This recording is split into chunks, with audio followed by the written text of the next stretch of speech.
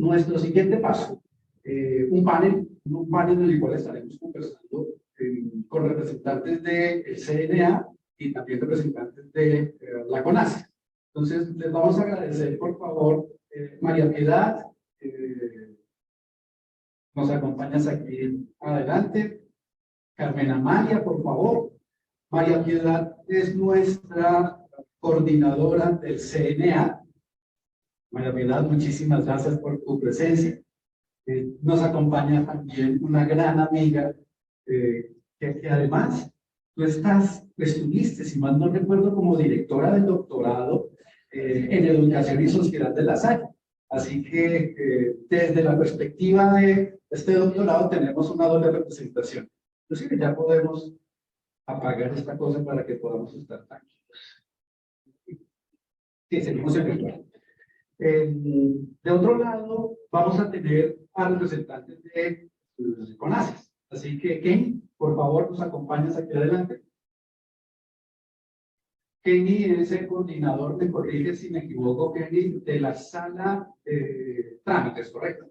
Muchísimas gracias, por favor, Kenny, nos acompañas aquí adelante. Y otro gran amigo de la casa con la cual hemos tenido muchísima interacción, no solamente en esta cátedra, es un antiguo colaborador de las cátedras del Foro Permanente de Ciencia de Educación. Carlos Javier, por favor, nos acompañas aquí al frente. Carlos Javier es el coordinador en este momento de la sala de educación de las clases.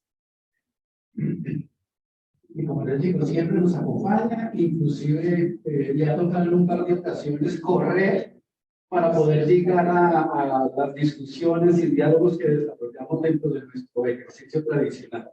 Y por último, pues tenemos a nuestro moderador. Así que, Javier, por favor. Javier es, siempre digo que voy a equivocarme para que no me regañen. Mentiras, Javier. Gerente de FODECET. Es la institución gubernamental que apoya a las instituciones de educación superior. Y por último, teníamos la presencia confirmada del doctor Omar Requioque del CES. Sin embargo, esta mañana desde el aeropuerto para indicarnos que se le había presentado un problema en el vuelo y pues no se pudo conectar, no pudo viajar, pues quedábamos tener aquí y no hemos logrado que nos conteste para ver si lo pudiéramos tener de manera virtual. Pero pues tenemos una representación interesante. Entonces, Javier, quedan en tus manos. ¿Tienes una silla adicional o prefieres estar moviéndote? Listos.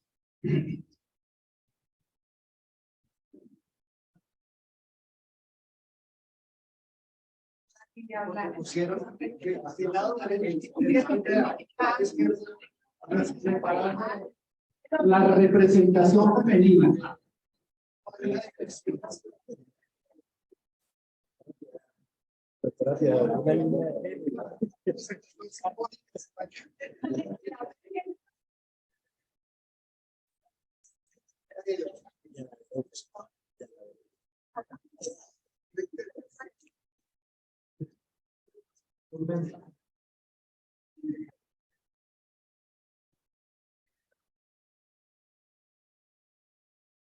Bueno,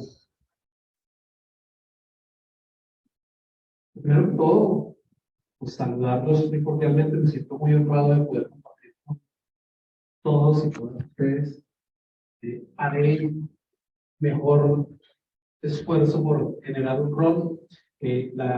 Como ya bien comentó Diego, tuvimos un pequeño desajuste en la medida en que pues estábamos también buscando la participación de CESU, porque tuvo lamentablemente una contingencia con su vuelo.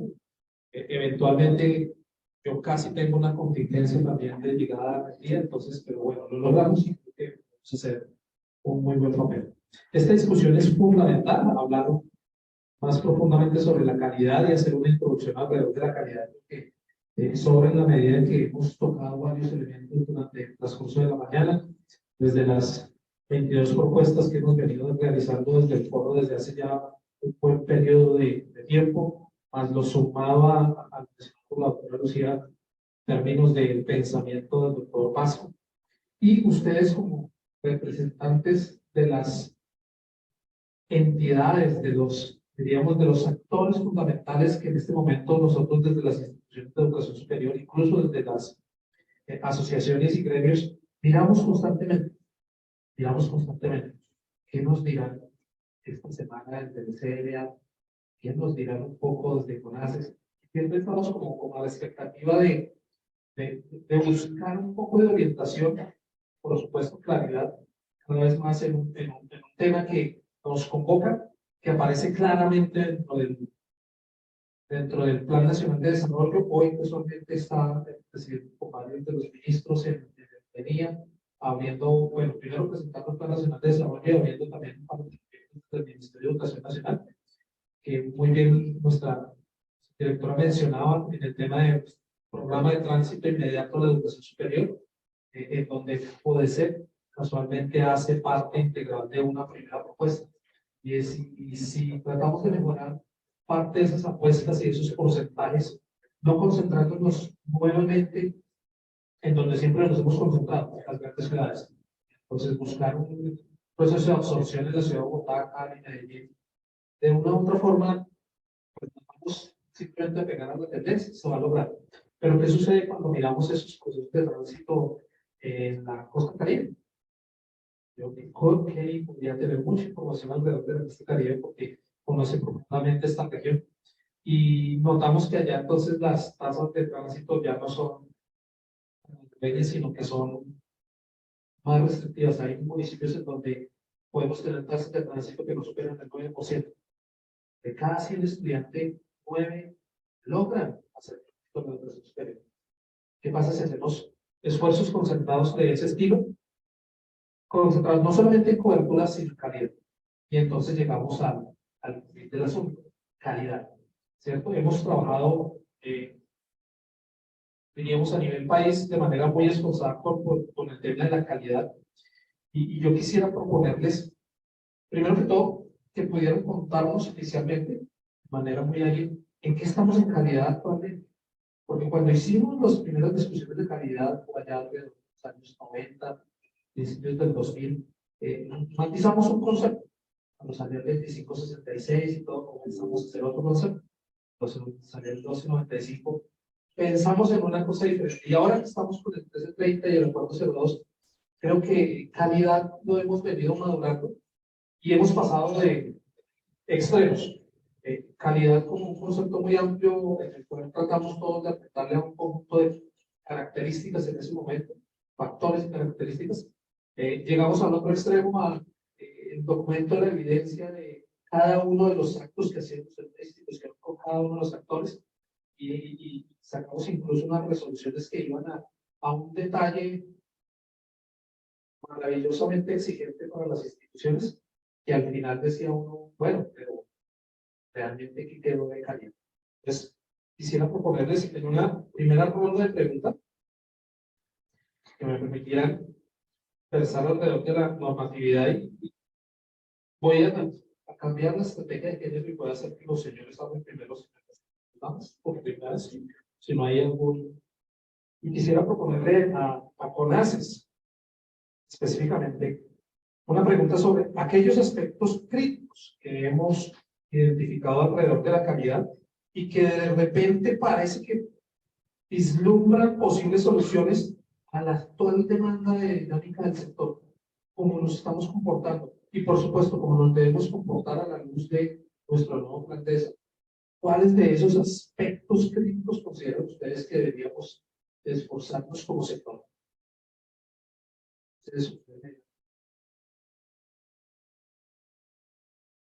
Bueno, es importante que cuando se empieza todo este proceso de transformación normativa, la preocupación es, hablemos del mismo idioma, ¿verdad? Entonces, pareciera que esa conceptualización de la calidad de que inicia el 1330, cuando se define el concepto de calidad como los atributos que se ponen en consenso por muchos grupos de interés, todavía no había sido apropiado o adoptado por los actores del sistema de aseguramiento. Entonces yo creo que ese ha sido el primer reto o el primer aspecto crítico sobre el que se ha tenido que trabajar y que sobre la marcha hemos tenido que ahondar no solamente al interior de las comisiones, al interior de el CNA, sino también en las mismas instituciones que han tenido que entender este concepto de calidad como un concepto integral y que no es una sumatoria de criterios establecidos por algunas organizaciones o por algunas comisiones, sino que es un concepto integral y sistémico que construye todos los actores del sistema, inclusive de los sistemas internos de aseguramiento. Sin embargo, hay unos aspectos críticos que creemos que hay que detectar y que deben tratar de trabajarse y buscar algunas soluciones, y es la conceptualización de la acreditación y el aseguramiento de la calidad como adopciones, no como criterios normativos exigibles y con características que de una u otra manera coartaban el derecho a la innovación educativa. Por eso es que el ejercicio hoy de acreditación, que se puede explicar mucho mejor, y el del aseguramiento de la calidad, consiste en tratar de identificar a través de un ejercicio de autoevaluación y de mejoramiento continuo unos elementos profundos que impacten o que tengan unos resultados favorables para el contexto en el que están las instituciones de educación superior. Ahí entonces trasegamos un factor crítico en el que las instituciones estaban acostumbradas a que yo cumplo con estos factores, con estas características, cumplo con esta condición de calidad de esta manera, con esta tabla, y me dan el registro, me dan la acreditación y listo. No, es un ejercicio mucho más profundo, de mucha más reflexión, que obedece a un mejoramiento institucional y de programas. Otro factor crítico está asociado al acceso de la educación de manera equitativa, en el que persigamos que realmente ese acceso, sin importar contextos, estratos socioeconómicos, género, toda esta parte, pueda realmente contribuir a ese acceso y que nos lleve a poder fortalecer la educación superior. Lo otro es la pertinencia y la relevancia de los programas académicos, que no solamente está asociado a buscar cuál es la pertinencia de los programas académicos por parte de las instituciones y las necesidades del sector empresarial, sino también la capacidad de respuesta que tiene el Ministerio de Educación Nacional para poder tener la misma celeridad de necesidad que tiene por el sector empresarial y que se puedan responder con profesionales idóneos, pero que sean oportunamente esas respuestas. Es otro factor crítico sobre el cual se está trabajando. ¿Cuáles serían las posibles soluciones que hemos tratado de empezar a fomentar al interior de la CONACE, al interior del viceministerio, del Ministerio de la Subdirección y Dirección de Calidad? La mejora de la gobernanza y la regulación. Creemos que es supremamente importante que los órganos de gobierno puedan de una u otra manera contribuir a estos sistemas de formalización, de mejoramiento continuo y de apropiación de criterios establecidos de impacto para los sectores y para las instituciones de educación superior. Lo hablaba la subdirectora de aseguramiento en palabras de la ministra, la inversión en infraestructura y en recursos digitales, profesores, que puedan de una u otra manera fomentar esquemas innovadores de enseñanza, de aprendizaje, de educación a distancia, que pueda fortalecer y llevar a esa equidad e inclusión a la que estamos apuntando. Por último, es importante que se establezcan colaboraciones entre las instituciones. Creemos que esa es una posible solución. Que puedan existir colaboraciones entre instituciones, entre entes gubernamentales que permitan fomentar esa innovación educativa.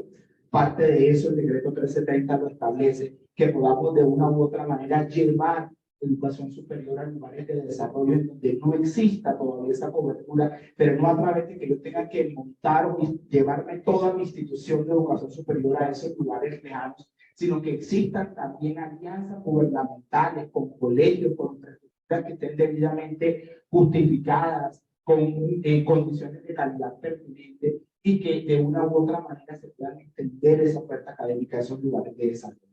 Yo creo que es importante que esos factores críticos que hemos detectado al interior de la CONACE se están viendo a través de mejorar esos canales de comunicación con las instituciones, con los encuentros regionales que estamos haciendo, con ese fomento de colaboración que se está tratando de llevar, que no es una institución que tiene competencia dentro de un contexto sociológico, sino que está siendo socialmente colaboradora de ese proceso de inclusión a la educación superior. Entonces, yo creo que dentro de esos aspectos estamos trabajando. Sé que es algo largo, que seguramente con la conciencia, con el compromiso de las instituciones y de este despertar de estos cambios normativos, vamos a tener un gran resultado. Muchas gracias. Un saludo aquí a mis colegas de CNA.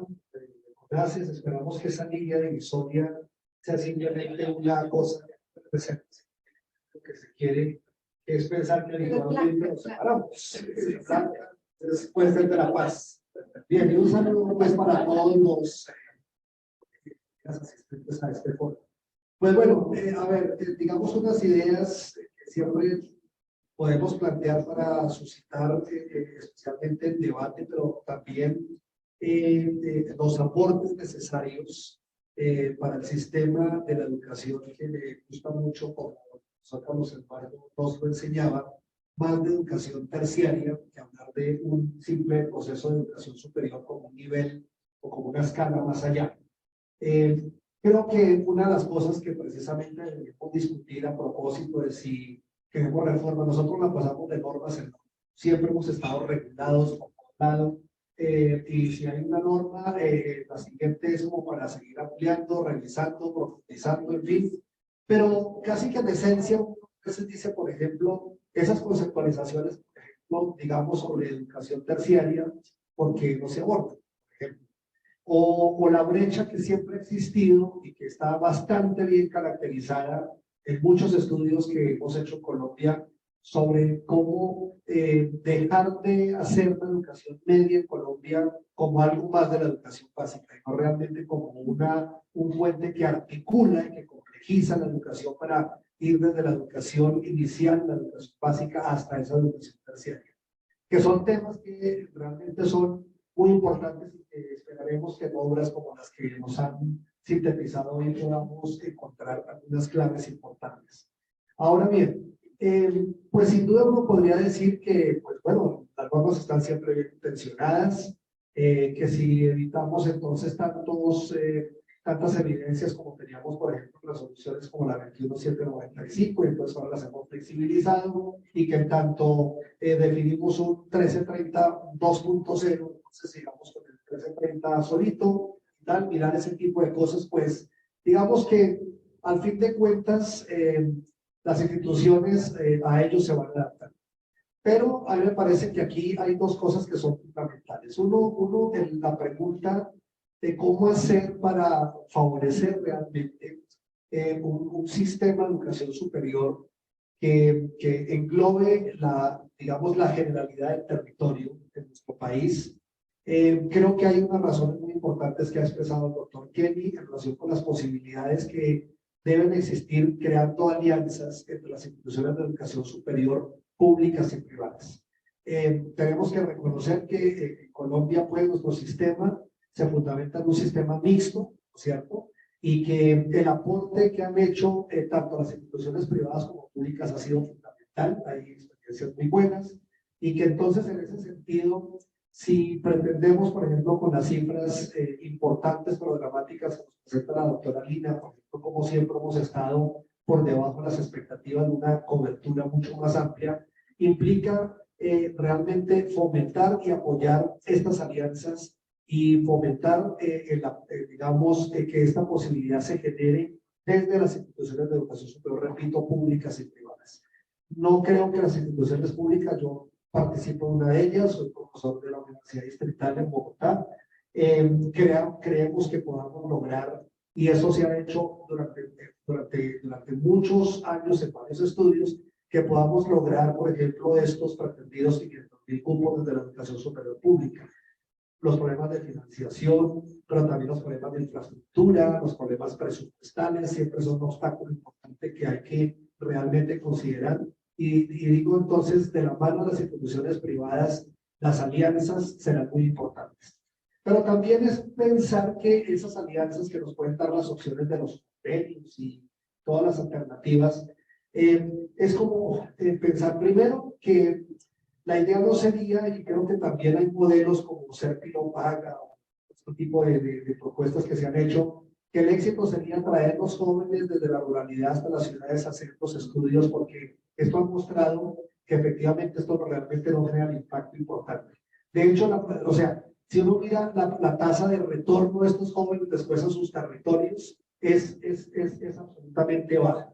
Entonces, el tema es cómo las instituciones y los programas están en los territorios, pero no tampoco para replicar los programas que hacemos. Entonces, para pensar que el mismo programa clásico que ofrecemos en Cali o en Bogotá o en Medellín, entonces lo vamos a llevar a zonas rurales, ¿cierto? Si hay que pensar y ser suficientemente creativos para la constitución de programas, que son programas pertinentes, que decíamos el otro día, ni siquiera programas incluso que pensamos como el programa habitual que puede llegar a tener 30, 40 años, 5 o 6 renovaciones de registro calificado, sino que pueden ser programas que llegan, generan 1 o 2 cortes y listo, porque son programas que apuntan a zonas, digamos, donde hay necesidades especiales, donde tampoco hay un volumen alto de estudiantes y que se satisfacen y que se puede seguir pensando en otros programas que van evolucionando en los diferentes niveles. Esa me parece a mí que es una cosa importante, y entonces también es pensar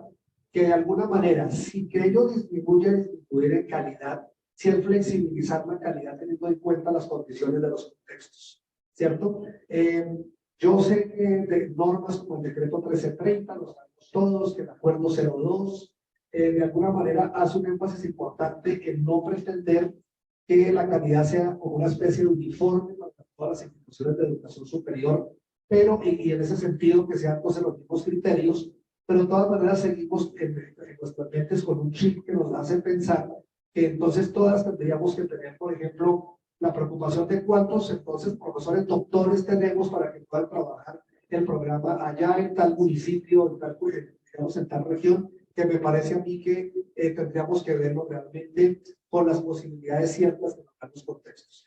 Y termino mencionando otra cosa muy importante que hoy se ha dicho y que creo que pues quienes hemos tenido la fortuna de estudiar y de trabajar al lado del profesor Carlos Eduardo, pero que también tuvimos la fortuna de trabajar y estudiar al lado de otros grandes pedagogos del país como el padre Alfonso Borrero, nos enseñaban, y es el problema central que en eso no hemos atacado, digamos, seriamente en Colombia, que la ley 31 no ha resuelto, ni los decretos que han aparecido después, y es lo que tiene que ver con la formación pedagógica y didáctica del profesorado en las universidades.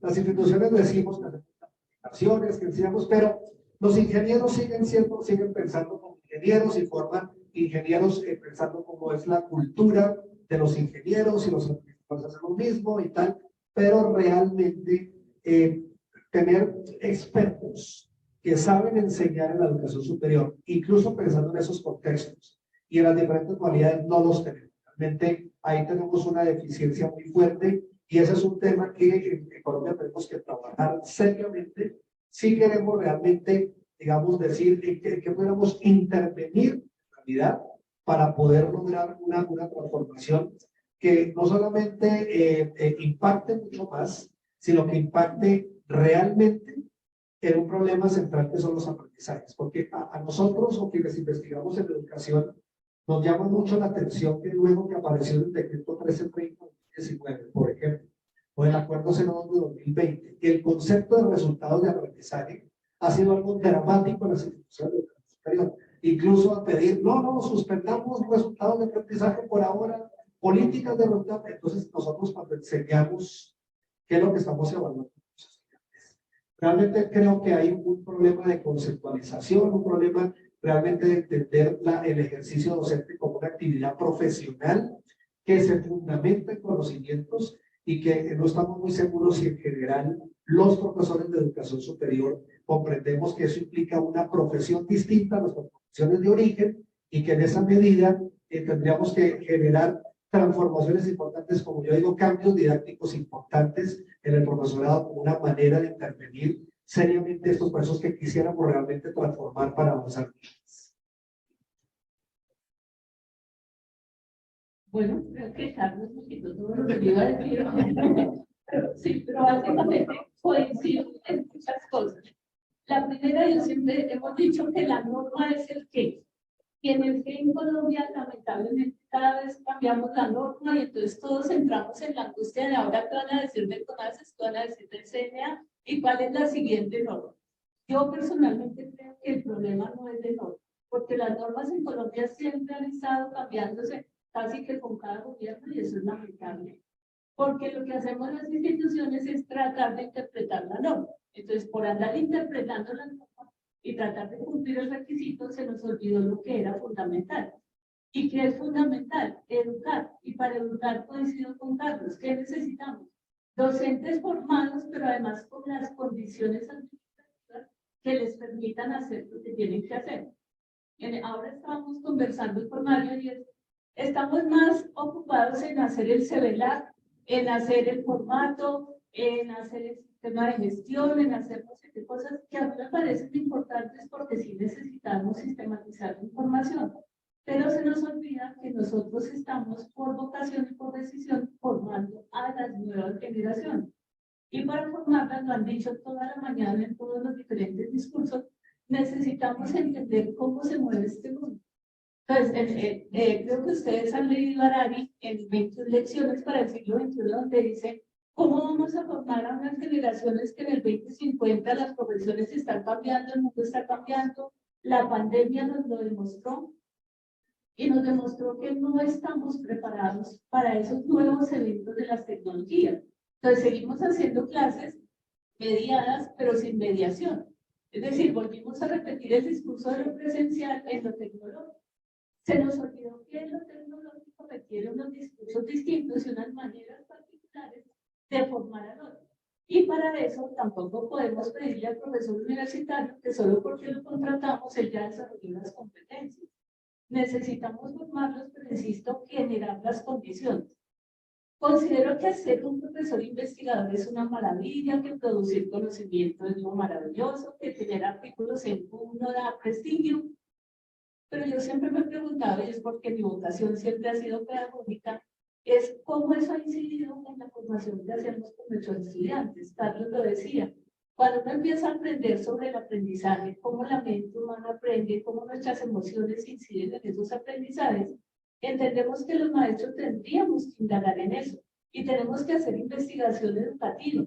Y esa investigación educativa tiene que contar en el ascenso en el escalafón.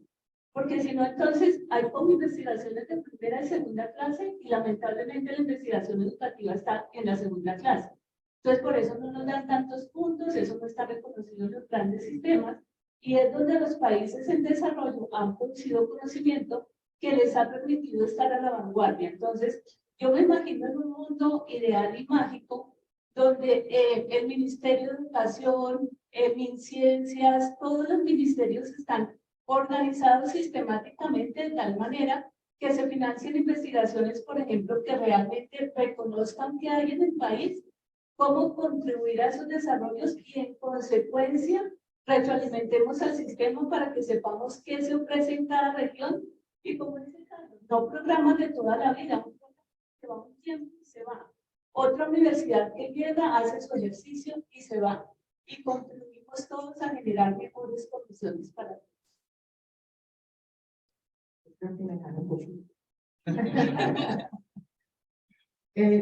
Bueno, muchos de nosotros tuvimos el placer de estar al lado del profesor Carlos Paso. Aquí quiero dar las gracias a toda la cátedra por el consejo, a Lina, muchas gracias por la representación del ministerio. Hoy le tocó ejercer como 7 cargos a la vez.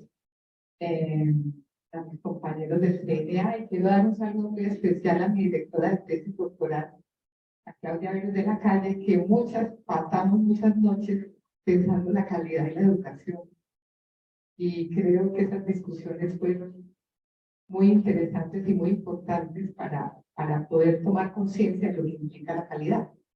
Y aquí quiero hacer una alusión al profesor Carlos Paso, encantadísima con esa descripción que hiciste de tanta.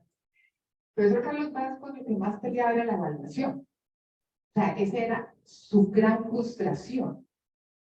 Y él decía, la diferencia entre un buen estudiante y un mal estudiante es el siguiente. Que el buen estudiante se le olvida todo después del examen. Y el mal estudiante se le olvida todo antes del examen. Entonces, siempre nos decía eso el profesor Vázquez.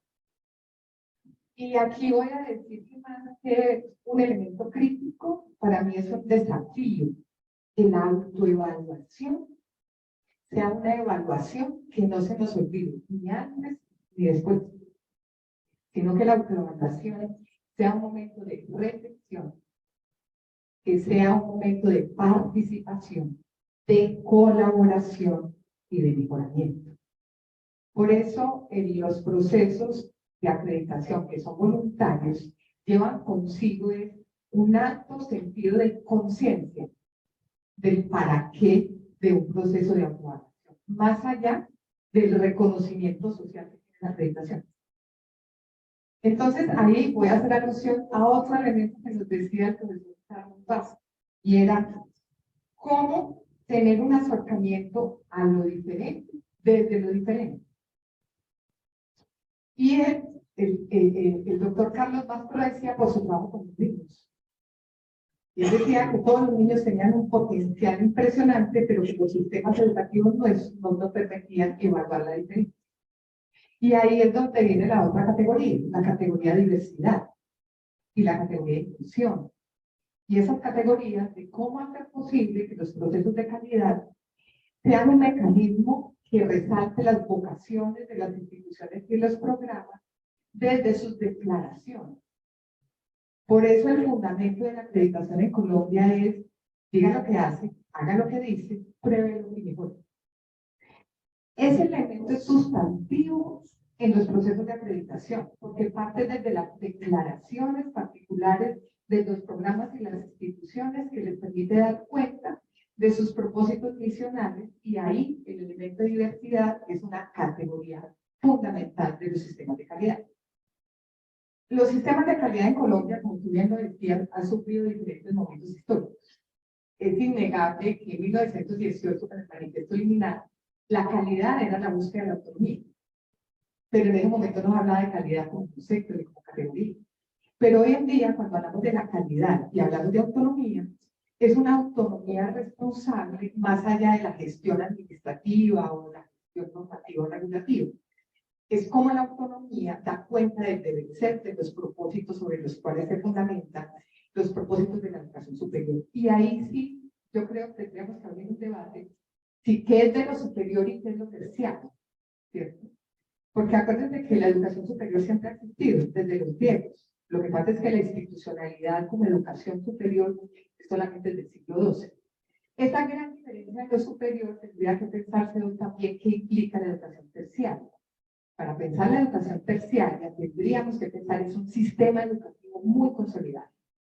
Porque ahorita lo que tenemos son como parcelas, una educación básica, una educación media, una educación superior, que de alguna manera tienen puntos de sutura y de contacto en acciones más de carácter aislado, no de carácter sistemático, sistémico y permanente. Hablar de educación terciaria es un reto grandísimo, porque implica validar conocimientos que hasta ahora nosotros no validamos desde la educación superior, como es el Marco Nacional de Calificaciones.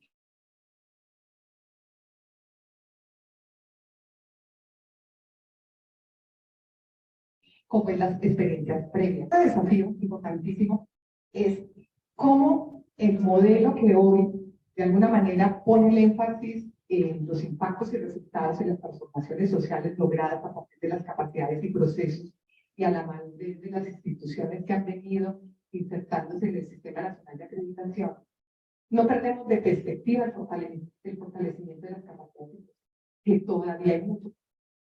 Es decir, tenemos que seguir trabajando en formación de maestros a nivel pedagógico, a nivel curricular, a nivel disciplinar. Tenemos que seguir trabajando en laboratorios, en infraestructura, en un mejoramiento. Pero aún más, tenemos que ir pensando, como lo decía María, en profesiones que de alguna manera hoy no existen, que mañana van a existir y que obviamente cómo vamos a formar a maestros para una formación que desconocemos. Eso implica ejercicios fuertes de perspectiva, de conocimiento y de futuro. Lecciones aprendidas de la pospandemia. Creo que hablar en pospandemia implica otra mirada, una mirada en cuanto a la salud mental, una mirada diferente a la socialización de nuestros jóvenes, una mirada a la formación permanente, porque nos dimos cuenta que más allá de la edad de escolarización, todos nos debemos estar formando día a día.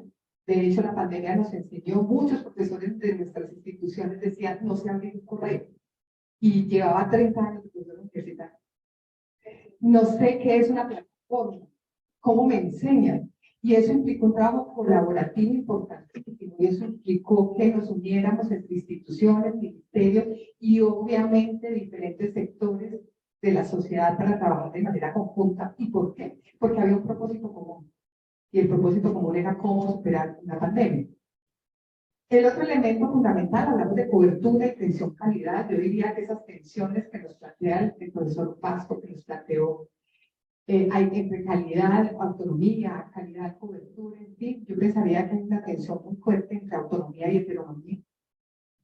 ¿Sí? El sector, a nosotros nos gusta, lo voy a hablar como sector educativo, nos gusta que nos digan qué hacer. Y entonces, por lo tanto, entonces nos gusta la norma porque la norma nos implica, pero cuando la norma de alguna manera no se ajusta, alegamos autonomía. O sea, es una tensión ahí entre autonomía y heteronomía. Y la autonomía se parte del ejercicio responsable, y el ejercicio responsable implicaría también decir cómo es que esas normas, leyes,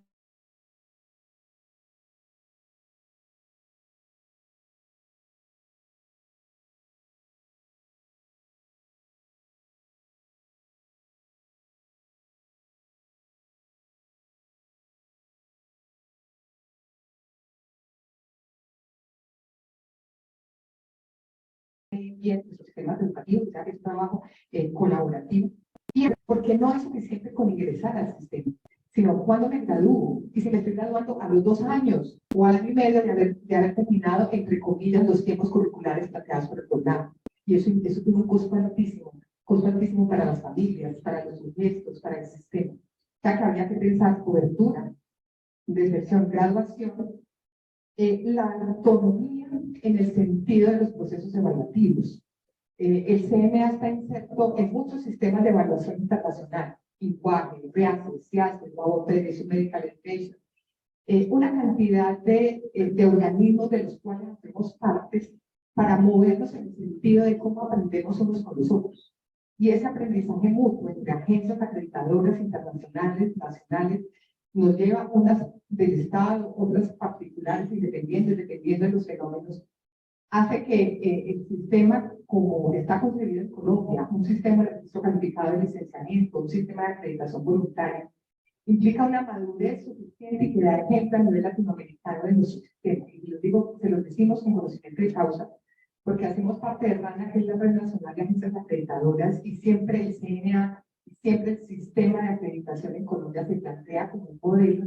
Primero, porque es un modelo autónomo, y creo que eso es uno de los elementos más importantes que rescatan siempre, y que desde allí se fortalece mucho la evaluación, y es que la acreditación esté dada por un ente autónomo, independiente, digamos así, en la toma de decisiones. Eso es fundamental, y creo que es un elemento que ha sido un eje rector en los sistemas de aseguramiento en Latinoamérica.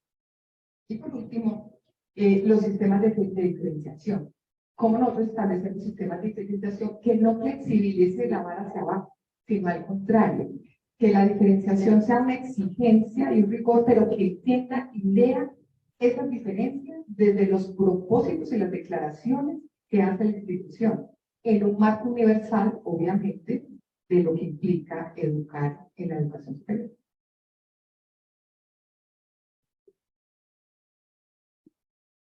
Bueno, podríamos destacar algunos elementos, y en este caso solamente 3, no porque los otros no sean vitales, sino porque voy a permitirme modificar ligeramente la secuencia. Ligeramente, entonces, como trajeron ahí el estudio de la levemente a ver cómo se resulta. Y es hablar muy bien sobre las tensiones, muy bien sobre algunos criterios y algunos los posibles factores de solución, elementos que parecieran que hemos ido dejando de lado y que necesitamos fortalecer. Y una parte muy interesante es en las dos esquinas hablamos de la necesidad de ser un poco más inclusivo en la concepción del sistema, no solamente lo superior, sino todo lo que sucede post-secundarios de la expresión, porque ahí hay grupos, hay estudiantes, hay instituciones, hay programas académicos que no pasan por lo que hacemos en educación superior, pero que impactan profundamente en lo que hacemos en educación superior.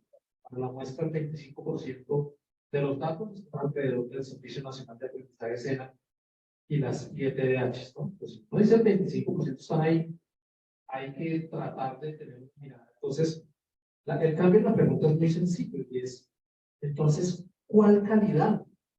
Kenny hizo una primera aproximación y dice, en el decreto 1330 nosotros dimos calidad es, ¿sí? Pero a la luz de lo que tenemos ahí, a la luz de lo que estamos haciendo, ¿cuál calidad de verdad deberíamos convertir en apuestas? El sector está pidiendo, venga, busquemos una reconceptualización sobre la calidad para ver si llegamos a un acuerdo adicional. Y en esa conceptualización, yo hago parte del Fondo de Desarrollo de la Educación Superior, ¿puede y me maravilla, pero también me sorprende que no se tocó el tema de la financiación en ningún momento. Entonces no hay, parece que el tema de la financiación dejó de ser un problema, cosa que me alegra. Significa que los recursos podemos usar, pero parece que no. Sí, sí. Con el tema de la financiación no se necesita las intervenciones cuando es una de las discusiones en cuales se también. Y un segundo tema que muchos de nuestros rectores nos han mencionado, muchos, el tema de calidad. Y es que al otro lado de todo que hacemos en calidad, ¿sí? Pareciera estar ausente una palabra clave, confianza. Si yo ya demostré, si yo ya hice la tarea, si yo ya llegué al requisito, si yo ya alcancé la meta, si yo ya hice, ¿por qué me vuelven a poner a hacerlo todo desde cero cuando quiero hacer una nueva apuesta? Que no hay confianza. Entonces, si queremos meter más variantes, ¿sí? ¿Cuál calidad? ¿Cuál calidad? Si ya tenemos una base, en este momento tenemos aparentemente una pequeña crisis del sistema. ¿Cuál debería ser esa calidad? ¿Qué le falta a esta calidad? La que hemos concertado a partir de la norma. ¿Sí? Para, ya ahí sí, al final decía referentes o algo por el estilo, pero ¿cuál calidad? Vamos a ver esto.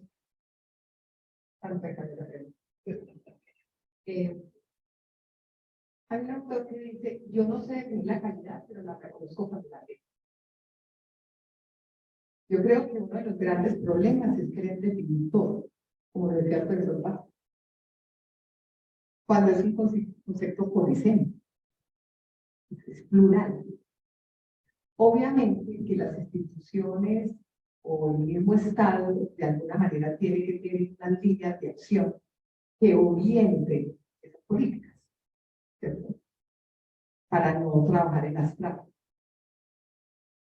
Y cuando uno intenta definir o encasillar todo dentro de un concepto donde todos quepamos, ¿cierto? Ahí es cuando vienen otras voces, ¿cierto? Yo no me leo ahí, yo no me veo ahí, se está dando más énfasis, ¿cierto?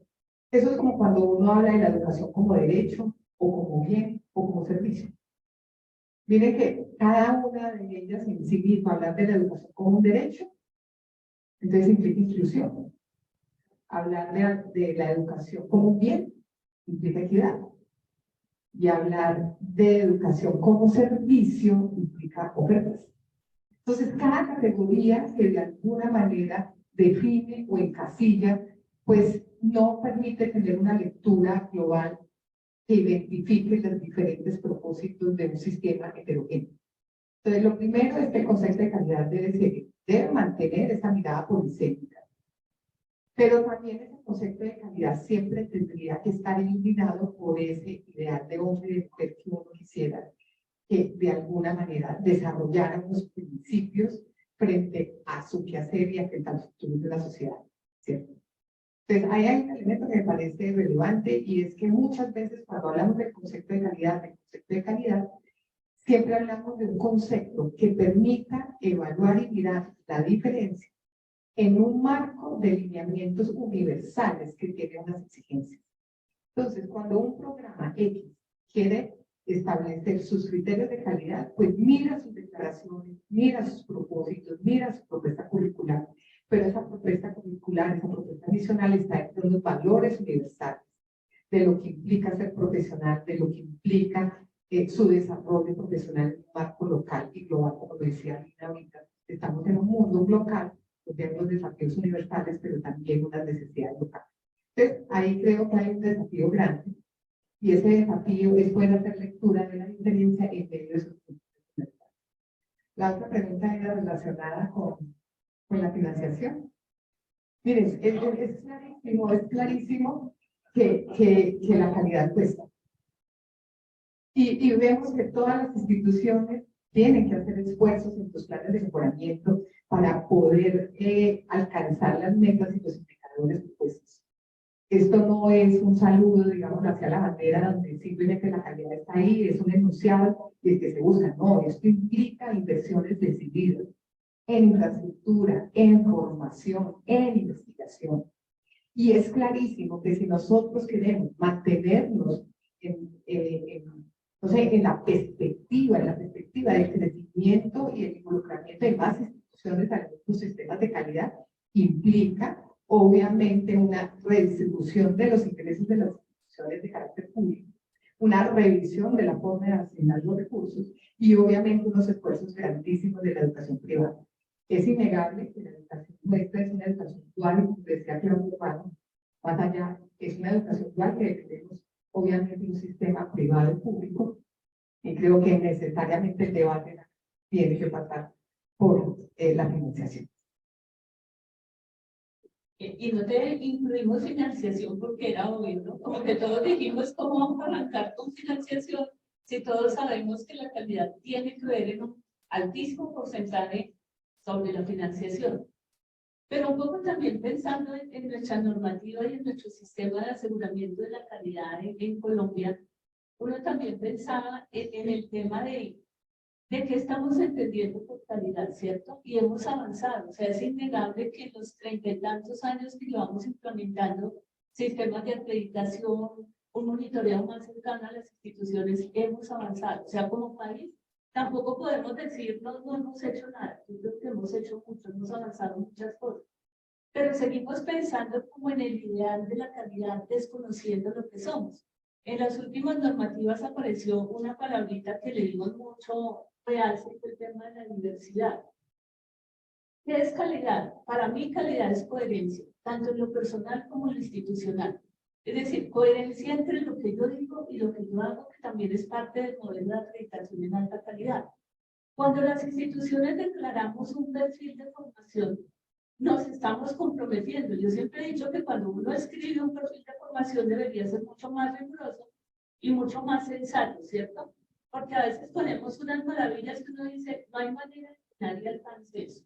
Un excelente ciudadano, un gran emprendedor, no sé qué más cosas, uno empieza a mirar y dice, listo, cuando yo pongo un perfil, lo que sigue es que el currículo tiene que ser coherente con ese perfil, ¿cierto? Y ahí aparecen qué contenidos voy a poner en ese perfil. Y ahí es donde ustedes tienen que preguntarse si es que relleno el plan de contenido o cómo genero una serie de condiciones para cumplir con ese perfil. Y para mí, eso de la calidad tiene que ver también con cómo gestionamos los currículos, que es algo que se nos está olvidando. Esta también es postura muy personal.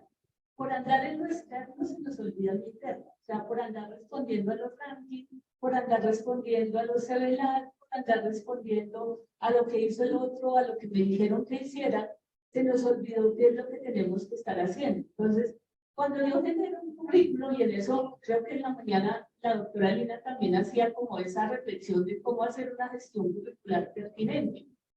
Cuando hablamos de una gestión curricular pertinente es cuando usted formule un perfil, que ese perfil sea pertinente con las tendencias internacionales, pero sobre todo con lo que tu país, tu región, tu contexto y tu población necesita.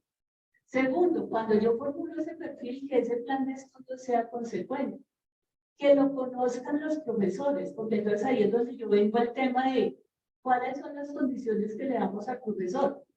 Lo contratamos por cátedra y él casi nunca se entera de qué programa trabaja. Él va y dicta su clase y ya. Y la universidad tampoco genera condiciones para que él, los docentes de cátedra en este país son lamentablemente el mayor porcentaje de nuestras instituciones. El profesor no se entera de dónde trabaja, pues él va a ir a su clase, maravillosa. Pero yo siempre he dicho que un plan de estudios es como una gran fotografía en la que nosotros pintamos. Entonces, si a mí me toca dar el color rojo, pero a mí no me dicen su color es el rojo, yo me lo pinto de verde. Al final de la historia, la pintura no tiene los colores que teníamos porque cada uno le puso lo que a él se le ocurrió. Y no estaba mal, pero es que a él nadie le dijo cuál tenían que poner. Pero si no me dijeron cuál tenían que poner, al final de la historia, ese perfil que nosotros planteamos aquí no coincide con lo que está afuera. Y ahí vienen los estudios de graduados. ¿Cuántos graduados están realmente ejerciendo su profesión? Y no son tantos.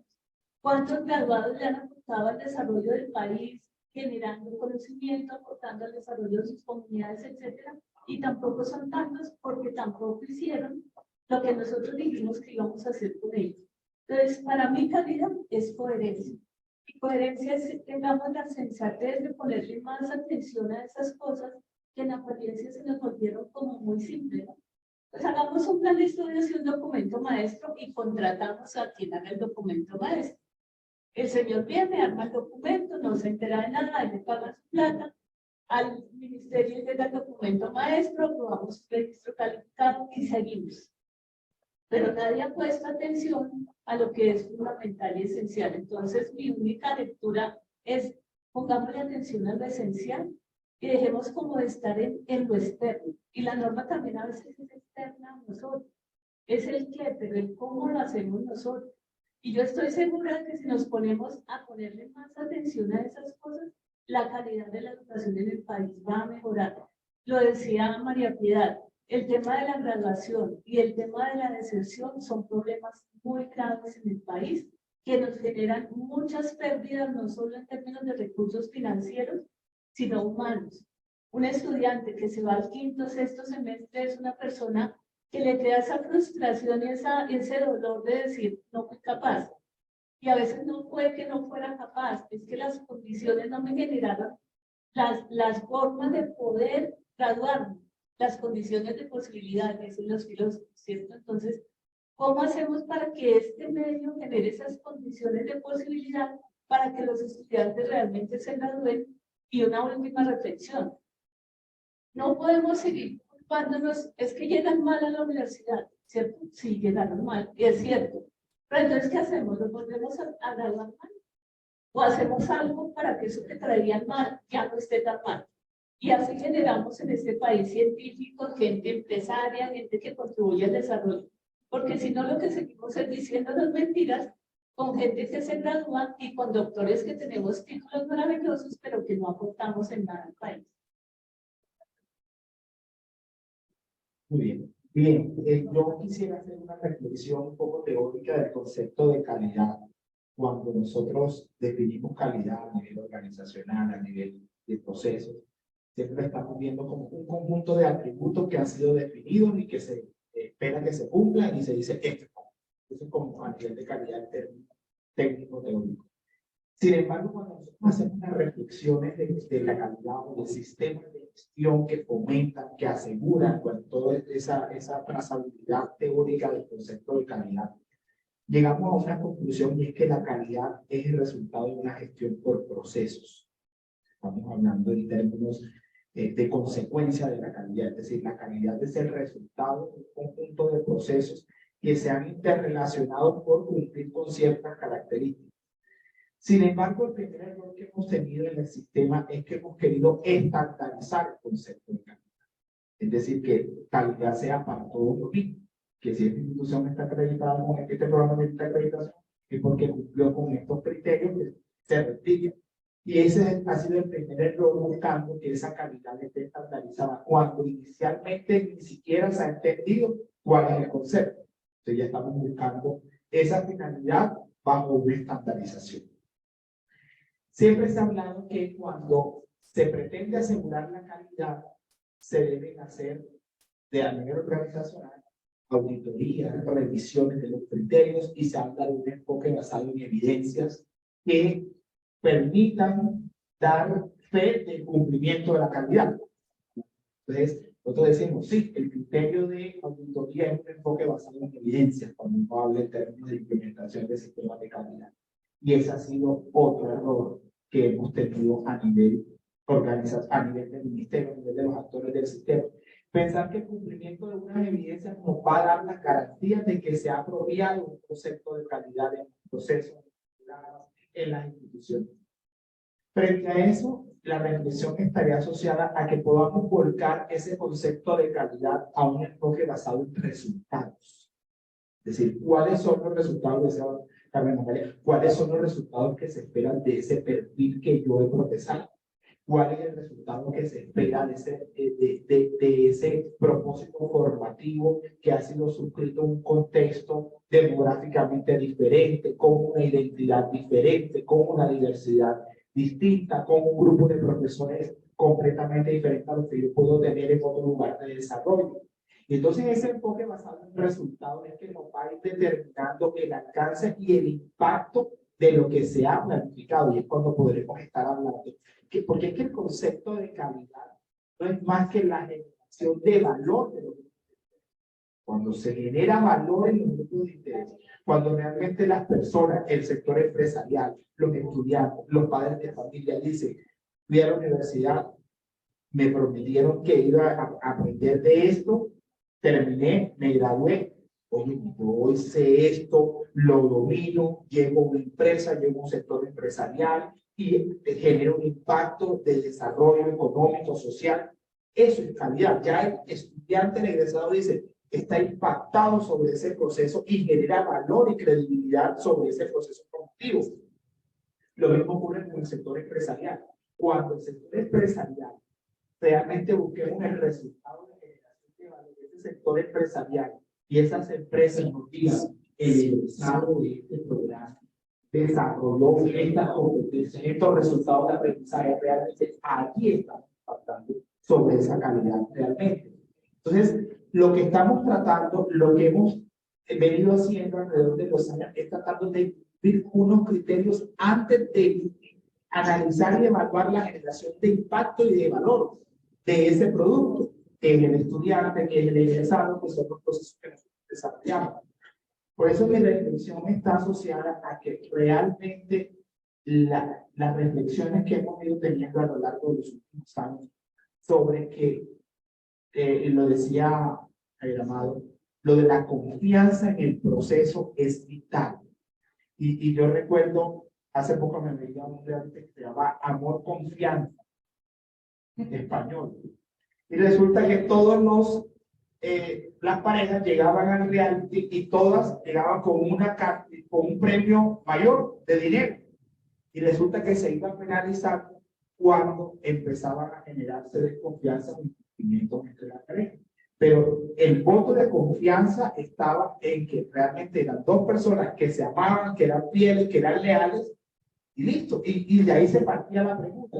¿Por qué no partimos nosotros en el sector y en el sistema de que todas las instituciones que tienen su personalidad jurídica, que han creado procesos, que de una u otra manera han desarrollado programas, procesos académicos, tienen sus egresados, puedan contar con esa confianza de que sí se pueda generar calidad y que se exista algún proceso y que los resultados sean sin miedo, sin sonar así un poco despectivo y disruptivo, que los resultados sean que den esa penalidad o esa fianza de continuar en ese proceso. Sería un cuerpo diferente, sin embargo, hay reflexión de eso, debemos seguir pensando en la manera, no en que se regule, porque es lo que siempre he dicho, pues vamos a regular esto de esta manera, vamos a regular, no, sino el hecho de pensar en qué momento pueden medirse esos resultados y ese impacto para darle continuidad a ese gran concepto integral y sistémico de la calidad. Bien, voy a tomar la metáfora de confianza. Primero que este país tiene salarios endeudados. O sea, el campo de campeonato se gana. Si vienes a buscar un crédito, a decir, la financiación se necesita. Claro, la calidad cuesta. Usted quiere, parodiando la canción de Shakira, pues no podemos comprarse un Twingo. Eso está claro. Y si quieren endeudar más, pues compres el Ferrari, pues porque tiene más calidad. Así que nada que hacer. Vamos bien. Bueno, a ver. Yo diría que no tanto el tema de la palabra confianza. Yo creo que la calidad concede prestigio. Prestigio. Me gustaba mucho eso que decía un amigo mío que se hace el padre Carlos Mario Alzate. O sea, la acreditación debe generar es prestigio. Porque la confianza también depende del concepto como se vea. Cuando tú te confías, pues entonces es empezar a retroceder. Eso puede pasar con las parejas. Toda la vida, uno se confía, entonces se va volviendo costumbre y se pierde la lógica, la filosofía del mejoramiento continuo.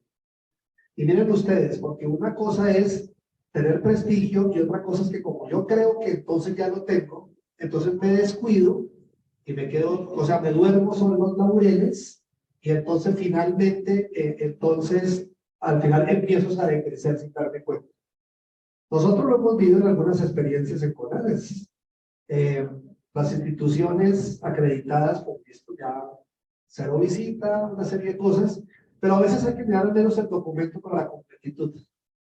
Y encuentro lo que dice, uno encuentra instituciones pequeñas avanzando fuertemente, escribiendo, no muchas cosas, pero diciendo es lo que hace, digo, así lo hago, diciéndolo con sinceridad y hasta donde alcanzan de sus posibilidades. Y uno a veces espera que, entonces, que cuando encuentra que programas que vienen de instituciones, entonces grandes, reconocidas, entonces como que ya, por la confianza, entonces se entregan cualquier cosa. ¿Sí? Entonces, claro, uno diría más bien es sobre el prestigio, sobre la confianza, que uno debería pensar, porque no puedo ser como una especie de patente de corso, que como yo ya tengo confianza, entonces, ¿por qué me tienen que mirar? Hay que cuidar eso porque la filosofía es el mejoramiento continuo y no pensar que entonces la acreditación es como un fin, que pareciera que para muchos lo ven así, sino simplemente como un paso más en algo que es una búsqueda de un concepto polisémico que siempre será inalcanzable porque un concepto filosófico como el de calidad es un concepto inalcanzable. No puedo decir ya por fin llegué digamos al tope de la calidad. Bueno, ahora sobre los efectos, entonces yo diría, vuelvo a insistir, hay una cosa importante, es partir de algo que está en el corazón de nuestra nación colombiana, nuestra constitución, que es el problema de la diversidad cultural. Nosotros nos declaramos un país pluriétnico y multicultural. Pero sin embargo, entonces, en vez de trabajar una educación para ello, entonces queremos es universalizar. Siempre me pregunto por qué, por ejemplo, las pruebas Saber 11 tienen que ser igual para todos los jóvenes del país. La contesta igual un niño guayú en La Guajira que un niño indígena en el Amazonas o un joven citadino africano, para poner un ejemplo. Como si el lenguaje fuera universal y si el lenguaje fuera exactamente idéntico para todos. Y algo hacemos parecido en la educación superior, saber por igual para todos. Pretendemos que todos los ingenieros de sistemas, por ejemplo, supongamos deben saber lo mismo. A lo mejor hay conocimientos universales, ¿dónde quedan los saberes propios? Entonces, un camino debería ser hacia un superior que reconoce la diversidad de forma que, si bien permite que se apropien conocimientos universales, se fortalezcan las identidades propias con los saberes propios. Y ahí hay un problema serio, o sea, bueno, conceptualmente creo que por ahí vamos avanzando, hay muchos programas, especialmente programas postgraduales, pero también hay programas de licenciatura muy bellos por la Universidad de Antioquia, donde el tema de la diversidad cultural es una cosa importantísima. Y el concepto y la idea lo hemos trabajado fuertemente. Pero la pregunta es, ¿eso cómo lo extendemos en la generalidad a la lógica de la educación superior? Parece que ahí tenemos un reto y un desafío. Y vuelvo con lo que decía, y para eso no necesitamos cualquier persona que diga, oiga, tengo unas horas libres, entonces yo a mí le interesan las clasecitas. Es que me queda un tiempito, véngame unas clases. como eres administrador, venga para la Facultad de Administración como si para ser profesor, o sea, fuera la última de las opciones y fuera lo más sencillo, ¿no es cierto? Yo creo que está claro que una cosa es saber y otra cosa es saber enseñar. Y en ese sentido, creo que nos falta mucho la apropiación de la ciencia de saber enseñar y de la ciencia de saber enseñar específicas. Y creo que hay un desafío muy fuerte en el cual podríamos empezar a trabajar si es que queremos pensar una nueva idea de educación superior o de educación terciaria. Lo tenemos que discutir en esa perspectiva. La regla. Pasamos de confianza a prestigio. Y recordé una sentencia del Consejo de Estado de Cali que dice que la calidad es utopía. O sea, la define como utopía, como un ideal que siempre quiero alcanzar, pero hay un peligro que lo alcance. No, que lo alcance. Y ahí habla de los que dicen la quimera, porque la quimera si nunca la alcanza. Entonces, si todas las instituciones pensaran la calidad desde la excelencia y la utopía, siempre estarían pensando en la responsabilidad que tiene la economía. Entonces, ese es el elemento fundamental, porque a veces el prestigio se queda muy en imagen, ¿cierto? Y el prestigio es fácilmente vulnerable, ¿cierto? Existe mucha fragilidad, pero cuando desde adentro se piensa la autonomía como excelencia o como utopía, realmente hay una fundamentación de lo que implica la responsabilidad de la sociedad. Como notaremos, también nos están viendo en línea, la riqueza de este compartir puede llegar a gobiernos, entonces, en muchos sentidos. Entonces, queremos comentarles que vamos a hacer toda una transcripción del conjunto de elementos que ustedes nos han compartido para posterior a la cátedra poder, como lo mencionaba Alberto al inicio, sacar un documento y de ese documento también sacar ideas y de aquí podríamos sacar un conjunto de tareas, de experiencias de profundización, en fin. Y con esa mirada, poniendo una mirada adicional, dentro de las discusiones que previamente teníamos del foro, aparece la innovación educativa. ¿Cómo hacemos innovación educativa a la luz de todo el proceso de calidad y demás? Y quisiera ponerles esa categoría para una pregunta final. Voy a modificar la pregunta final. Tolerancia a la incertidumbre, tolerancia a la improvisación estratégica. Entonces, y es una decisión que veo que llegaron a precisiones particulares cada uno de ustedes y les quisiera proponer que esta vez no solamente representando a la organización que representan, sino ya por la experiencia de cada uno y de cada uno de ustedes, un elemento en el que ustedes creen que en términos de innovación deberíamos apuntarle en este momento para mejorar constantemente lo que estamos haciendo.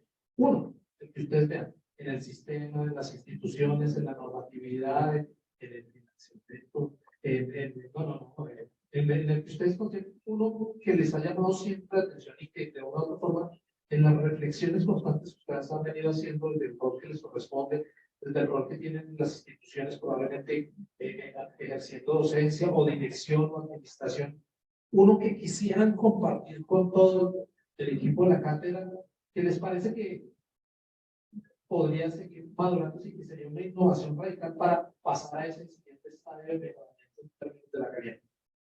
Bueno.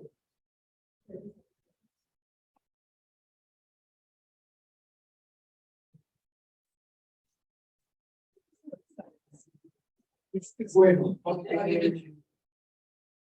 sí, digamos así al rombo. ¿Sí? Yo pienso que nosotros tenemos que generar una intervención importante en lo que llamaríamos la cultura de la excelencia académica. Toda cultura tiene un entorno ortodoxo, las culturas se acostumbran, ¿no es cierto? pero también, digamos, hay utopías para romper las condiciones de las culturas. Creo que un elemento clave en el cual el país tiene que trabajar es reconstituir la educación como un valor ciudadano y un valor social. Hoy precisamente lo discutíamos ahora de camino para el evento con la doctora Lina. Por ejemplo, nosotros sabemos que la huella del narcotráfico en nuestra juventud es una cosa complicadísima. La cultura del atajo, la cultura de lo fácil, caso sumamos todo lo que nos estaba mostrando la doctora Lina, el tema, digamos, de los mecanismos de comunicación contemporáneos, donde podemos empezar a pensar si cuando uno hace, digamos, uno intenta acomodar un sistema de educación ortodoxo que está acostumbrado a un cierto modelo y no ha pensado qué es lo que, por ejemplo, las nuevas generaciones piensan del mundo y piensan de su formación y piensan en su proceso, sino queremos acomodarnos a como nosotros queremos hacer. Entonces me parece que hay que romper esas ortodoxias con un sistema educativo que se vuelca hacia ello, pero que hace la educación un valor. Si tenemos que reconsiderar el valor del educativo, o sea, el valor agregado que generan las personas en el proceso de educación. Y para eso es mirar todo integralmente desde la educación en lo familiar y la educación, por supuesto, en los diferentes niveles previos. La pandemia creo que presentó cosas. Nosotros estamos viviendo efectos importantes en la universidad, jóvenes que crecen sin saber leer ni escribir, ¿cierto? Con dificultad para comunicarse, para escribir algún texto medianamente comprensible, ¿no es cierto? Que sin embargo llegan allí y pues bueno, pues va pasando. Y llega lo que dice Carmen María, que tiene toda la razón, y entonces cuál es el tipo de, o sea, el modelo de profesor que estamos formando. Entonces yo intervení un poco en la cultura de excelencia académica para repensar qué significaría ello y cómo dinamizarlo. Bueno, voy a ser un poco más técnico, porque hablamos de partir de cómo alcanzar esa innovación educativa y entonces se profesa de que se promueva programas creativos, programas innovadores, o sea, eso es como el discurso. Pero ¿cómo lograr esa innovación educativa cuando al interior de los sistemas no existe innovación en sus procesos? ¿Cómo se fomenta eso? ¿Cómo hacemos un sistema de información integrados? Y lo voy a hablar de, lo decías tú desde la experiencia, ¿verdad? Digamos así, desde la experiencia de gestión universitaria como profesor. ¿Cómo podemos fomentar programas nuevos e innovadores si todavía nos cuesta trabajo integrar un sistema de información con otro, un SNIE, un SPADIE, una actualización de la información? O sea, cuando todavía no existe esa integración sistémica, es complejo llegar a ese resultado cuando procedimentalmente todavía no se puede alcanzar. Entonces yo creo que uno de los factores importantes para lograr esa innovación educativa es fortalecer sistemas de información que puedan procesar datos de forma acelera para poder responder de forma acelera a esas necesidades dentro de la innovación educativa. Y voy a darte un segundo que siempre me ha llamado la atención, y es tratar de promover un observatorio de la gobernanza de la educación superior.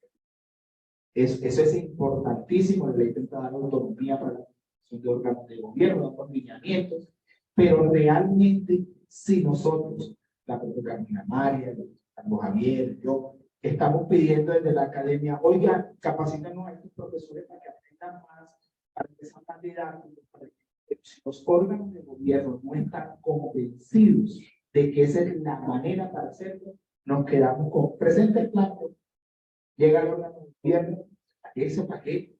No, entonces si nosotros no tenemos claridad, no se pueden llegar a fomentar sistemas de gobernanza que realmente se articulen a las necesidades de la innovación educativa, no podrían alcanzar los resultados esperados. Hay que enseñar, hay que promover, hay que decir, cuál es el rol de la gobernanza, el rol de los órganos de gobierno, de la participación de esas personas que están allí, para que realmente podamos apropiar esquemas de innovación educativa, porque si no, nos vamos a quedar aquí en este panel donde todos estamos convencidos de eso, pero si el órgano no está realmente articulado con estas necesidades, no llegaríamos a esa innovación. Siguiendo con lo que han dicho mis compañeros, yo diría que hay que articular, o sea, no solo la gobernanza, sino también, por ejemplo, MinCiencia.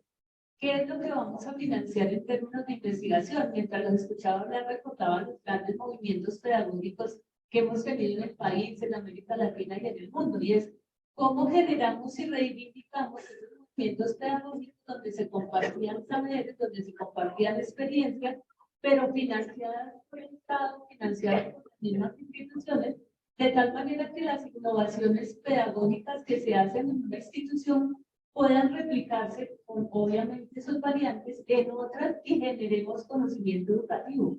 Porque a mí personalmente me angustia mucho cuando repetimos como loritos, ¿no? Como dijo Marzano, como dijo Pepito, bien, maravilloso. Pero realmente, ¿qué estamos diciendo nosotros? Y ahí voy a tomar una experiencia. Cuando yo era directora del doctorado en Educación y Sociedad, alguna vez en una charla, yo estaba hablando y alguien levanta la mano y me dice, ¿pero quién dijo eso? Y yo sonreí, porque recordé que en este país, si tú no tienes detrás una lista de autores, tú no tienes voz. Entonces ese día les dije, es que un doctorado es para que tú encuentres tu voz. Mi voz está llena de otras voces que he leído, que he escuchado, que he experimentado, pero mi voz debe ser mi voz.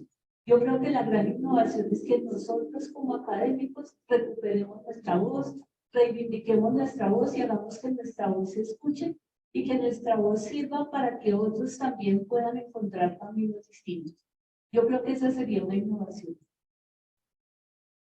Yo voy a decir como decía Saba. No, mentira.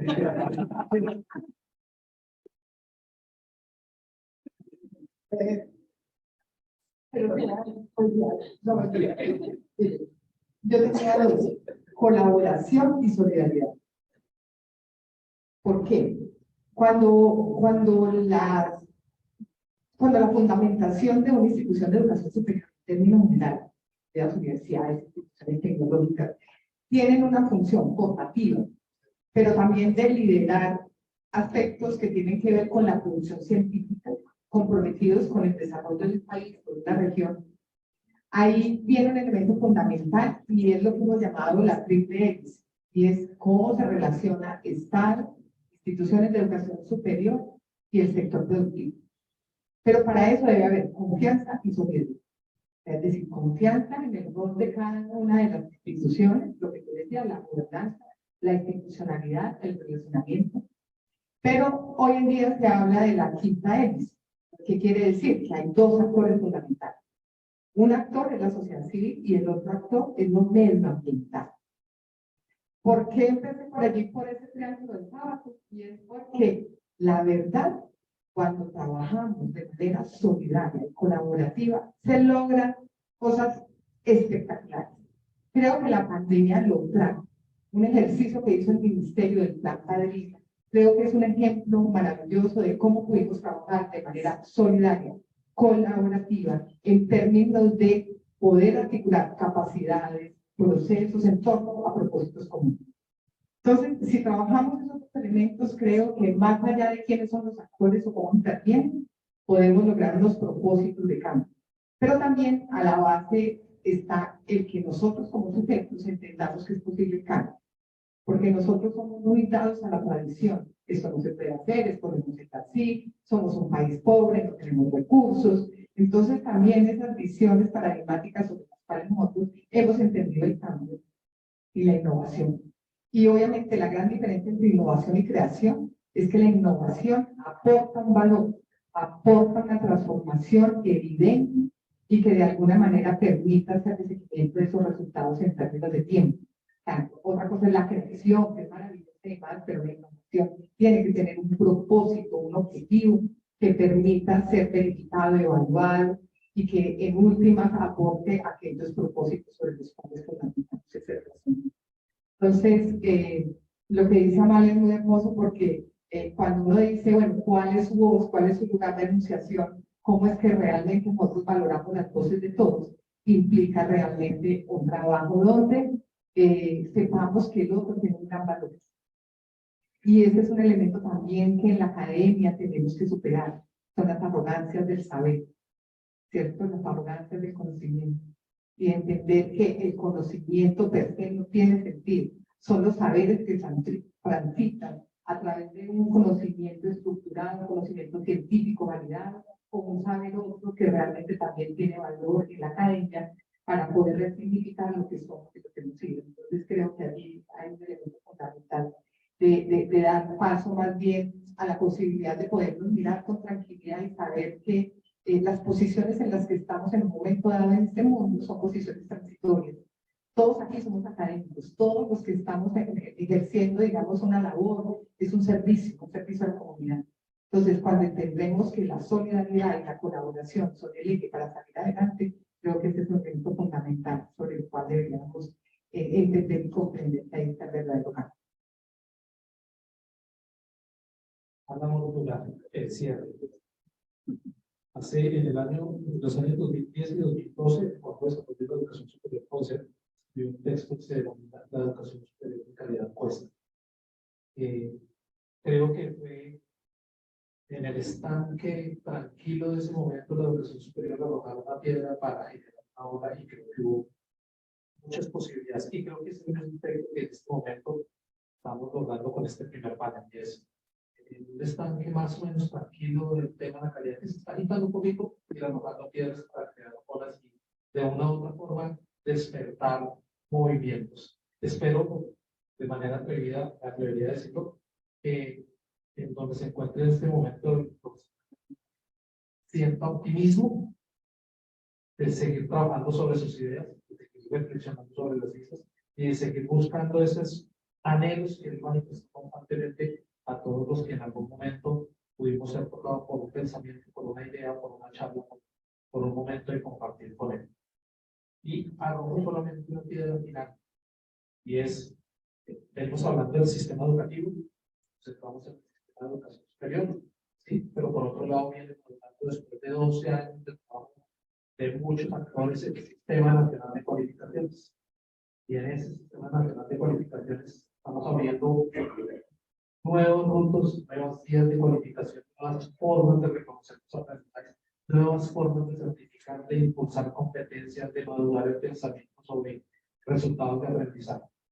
Importante que ustedes, tanto al frente de tan importantes entidades, no olviden la integración, porque lo mencionaron todos de manera transversal, la diversidad, las posibilidades, la regionalidad, la identidad que tiene cada una de nuestras regiones a la hora de seguir construyendo lo que esperamos que sea la siguiente fase de normatividad, lineamientos, orientaciones, reflexión que debería ser la base.